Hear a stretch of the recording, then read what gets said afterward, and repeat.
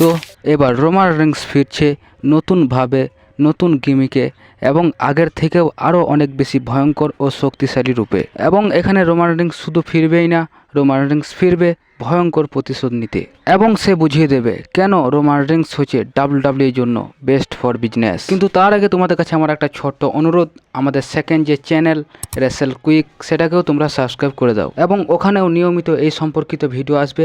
Already একটা video upload করা আছে, তোমরা চাইলে দেখে আসতে পারো। এই ভিডিওটার ডেসক্রিপশন বক্সে ওই চ্যানেলটার লিঙ্ক দেওয়া থাকবে। আর তোমরা যদি আমাদের এই চ্যানেলে নতুন হয়ে থাকো তাহলে প্লিজ চ্যানেলটিকে সাবস্ক্রাইব করে দাও এবং ভিডিওতে একটি লাইক করে দাও। এবং তোমরা আমাকে কমেন্টের মাধ্যমে জানাতে পারো যে তোমাদের মতে ডাব্লিউডাব্লিউইতে গ্রেটেস্ট অফ অল টাইম কে। তো ডাব্লিউডাব্লিউই রেসেলমেনিয়া 41-এর পরের রতে আমরা যেমনটা দেখেছিলাম, সেথ রলিন্সের টিম রোমান রিংস এবং সিএম পাঙ্কের ওপর ভয়ঙ্করভাবে আক্রমণ করেছিল এবং তারপর থেকে এখনো পর্যন্ত আমরা সিএম পাঙ্ক বা রোমান রিংস কাউকে ডাব্লিউডাব্লিউইতে দেখতে পাইনি। কিন্তু এই যে সেথ রলিন্সের টিম রোমান রিংস এবং সিএম পাঙ্কের ওপর ভয়ঙ্করভাবে আক্রমণ করলো, তো এটার পরও কি সিএম পাঙ্ক বা রোমান রিংস চুপ করে বসে থাকবে? এবং যেখানে আমরা রোমান রিংসকে চিনি মূলত রেভেঞ্জ বা প্রতিশোধ নেওয়ার জন্য, এবং আমরা দেখেছি কোনো একটি টিম বা কোনো একজন সুপারস্টার রোমান রিংসের উপর ভয়ঙ্করভাবে আক্রমণ করলো এবং এর ফলে রোমান রিংস বেশ কিছু সময়ের জন্য ডাব্লিউডাব্লিউই থেকে বাইরে চলে গেল। কিন্তু এরপর রোমান রিংস ফিরলো এবং সেই টিম বা সেই সুপারস্টারটিকে ধ্বংস করে তার প্রতিশোধ নিল। এবং এখানেও আমরা সেম জিনিস দেখতে পাবো, রোমান রিংস যখন ফিরবে